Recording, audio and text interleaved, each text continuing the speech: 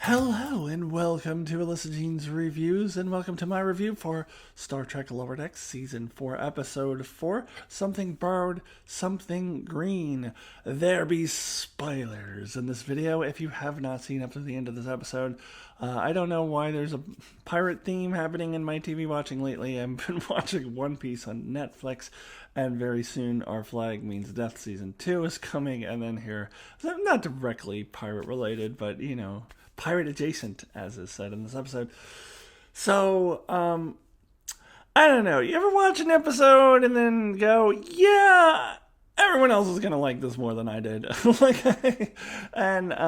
Sure enough, I made the mistake of watching another review. I'll just say it was Jessie Gender's review where she's saying that this is not only one of her favorite episodes in Lower Decks, but possibly one of her favorite episodes in Star Trek. And I was like, yeah, I knew it. Everyone was going to like this episode more than I do. Can I just say I didn't love this episode? I didn't hate it. And I just want to make that clear. I didn't hate it. It's definitely not peanut hamper style or anything like that. But it wasn't what I hoped it would be, going to the Orion homeworld for the first time.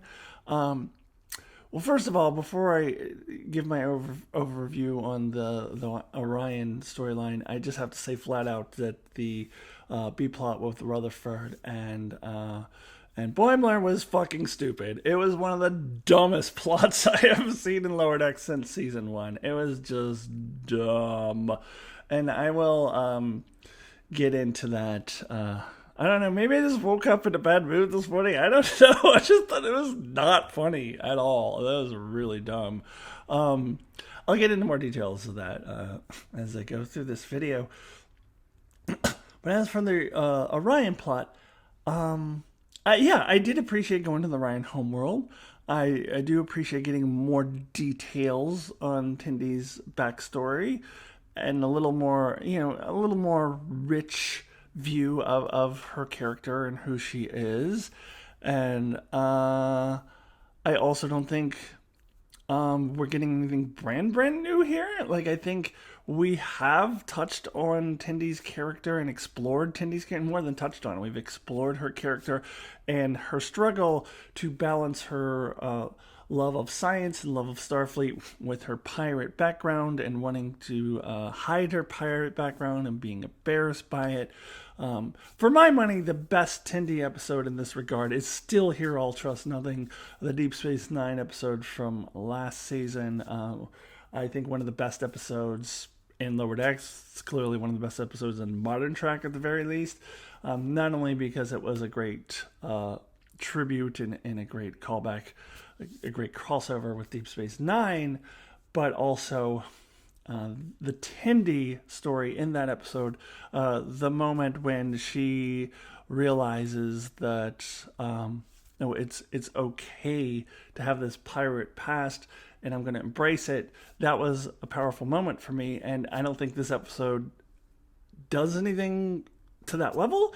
And I think while it does add more detail and enrich the story a little bit, I don't think we're getting anything brand new here. Like, I feel like we're enhancing and adding to what we've already explored in previous episodes, but not introducing any kind of new concepts here. And I am gonna bring up something that I heard Jessie Gender say, just because I'm a fellow trans person, and I don't like to usually just pick out what other people say in the reviews and comment on them. I like to just do my own thing. But because we share that common experience of being trans, she was talking about how Tendy's experience is kind of a trans analogy, and that the way that Tendy is kind of making her own choice of who she's going to be.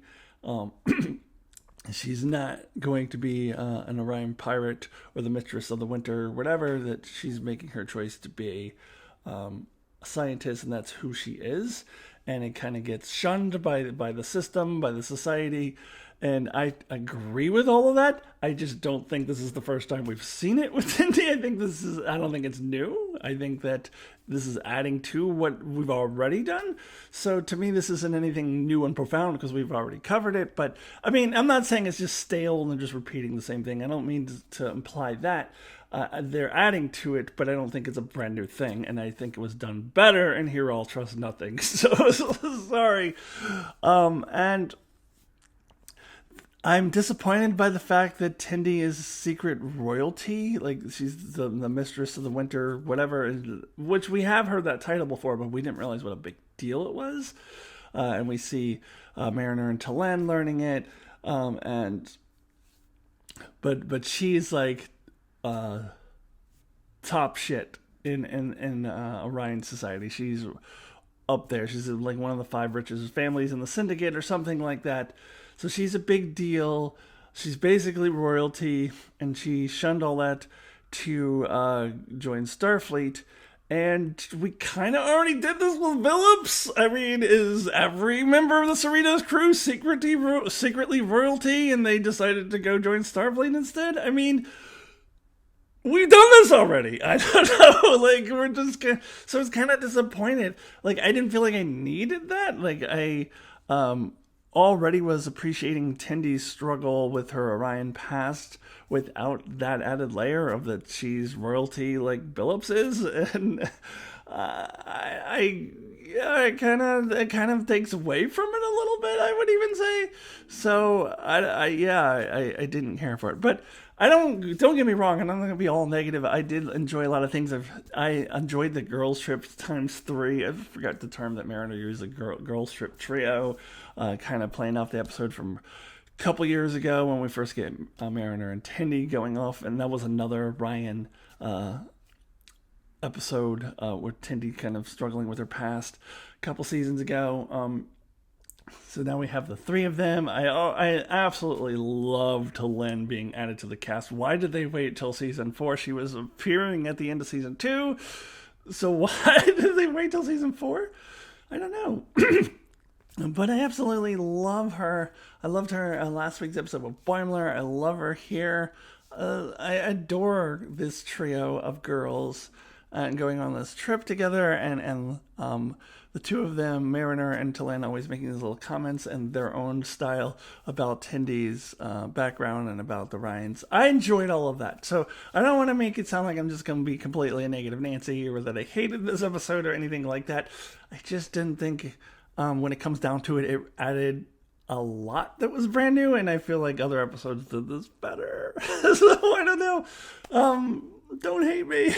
Don't give thumbs down to my videos. And I thought the B plot was dumb. Okay, so now let's get into more of the details here. This has been a pretty long overview because I had a lot to say. But let me. I'll start with that B plot first, and then I'll add a little bit more. I kind of said most of what I wanted to say about the Tindy plot, but I'll add a little bit more of the details to it too. All right, let's start with that B plot with Rutherford and Boimler. And so we get an introduction to, I think Mariner says, oh, it's getting really annoying. They're finishing each other's sentences. And then we cut to them and see that they are ridiculously getting along. Like, it's just too much how well they're getting along. And like, we're Rutherford, combining their names together. And also has kind of the word bro in there if you say Rutherford, so that's kind of a little pun or whatever. And they go quickly from one extreme to the other, where now they're arguing over who gets to water a bonsai tree and fighting over this water bottle. And so it's like either they're have this bromance and they love each other and everything is the best and they're the 2 best people in the world, or they hate each other over some stupid petty little thing, as one extreme to the other. And I don't like that kind of humor. Like, that just doesn't do it for me. So that's our start. Then we get into the Mark Twain thing. Now, at first, I did find it funny that they were both dressed up as Mark Twain and took the Mark Twain voice based off of Time Zero. So I did find that funny at first, but they overkilled it. It just did too much. And this idea, this is where the plot fails for me. This is where I think it's really dumb, is this idea that they come up with is just because they solve their problems by sitting there talking like Mark Twain, that then was going to work for Captain Freeman negotiating with this alien, and that Freeman would go along with that. That was the dumbest fucking thing I've ever seen. And first of all, Rutherford and Boimler are called to the bridge from the holodeck for the plot, for no other reason. Why were they called there? They go there and they stand there and they watch the screen. Why were they called to stand there? They're junior grade lieutenants now, sure, not ensigns, but do you call 2 junior grade lieutenants to the bridge just to stand there and watch the negotiation? They literally had no job. The con was the navigation and the pilot seat, whatever you call it, and the ops seat, whatever you call those seats, they're taken. Rutherford and Boimler aren't there for that. They're not there for any functional purpose. They're there because the plot needs them to be there, and they don't even pretend to have this weak excuse for them to go to the bridge. They're just there because the plot requires it, and that was annoying. And then the fact that their solution is to have Captain Freeman and this alien come over to the holodeck and dress up in Mark Twain's, and that either of them would go along with it, that alien dude would even dress up like Mark Twain in the first place. That was dumb. That was really stupid. And I know we got to suspend a lot of disbelief with Lower Decks, but sometimes it's a bridge too far. I thought that this was too far beyond my ability to suspend disbelief, even for Lower Decks. It was dumb. It was so stupid. And yeah, and then of course it doesn't work because Rutherford and Boimler are morons. So why would Captain Freeman go along with this? Now, I do want to point out that I did not recognize this alien species. I watched another video that pointed out that this is the same species as Esok. They give us food that Esok can't eat. From the episode Allegiance of the Next Generation, what I think is an underrated episode that made my top 100. I always love that episode. So it's that same species. That's who these dudes are, which was cool. It's cool that they bring. I love how they bring in these obscure species. I still want to see the Shellyak, but I love that. Yeah, that whole thing was dumb. And then why would they take this captain of another ship into Rutherford and Boimler's quarters? I mean, they're junior grade lieutenants. Why would they go to the quarters? And then he eats the bonsai tree. Dumb. I'm sorry, this plot was stupid. I don't know what to tell you. The whole thing was dumb. So there's that. Now let's get into a little more detail on the Orion plot.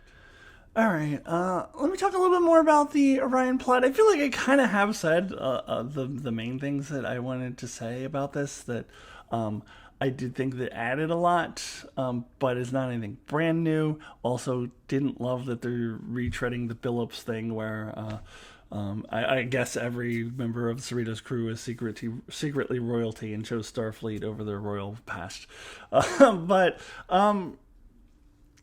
I did still enjoy going to the different places. We finally get to see Orion, and it is portrayed kind of, I don't know how I would have expected it to be portrayed based on the things that we've heard about it in the past. I was hoping we'd get maybe a little different shade of Orion life, instead of kind of sticking more to the stereotypes that Tendi has been trying to avoid. But I guess we needed to see those stereotypes to drive home the point that Tendi is trying to avoid them.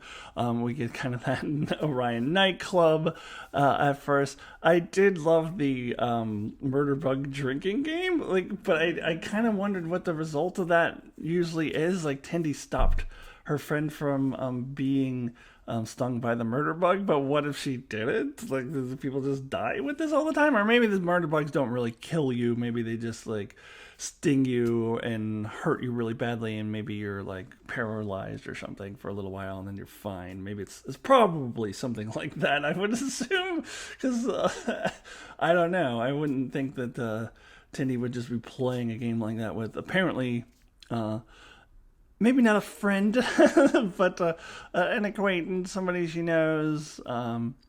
I love how she was like, I'm totally not calling her, because I think we all have those kinds of people in our lives where we're like, oh yeah, let's hang out. Oh, sure. I'm totally not calling her. Okay.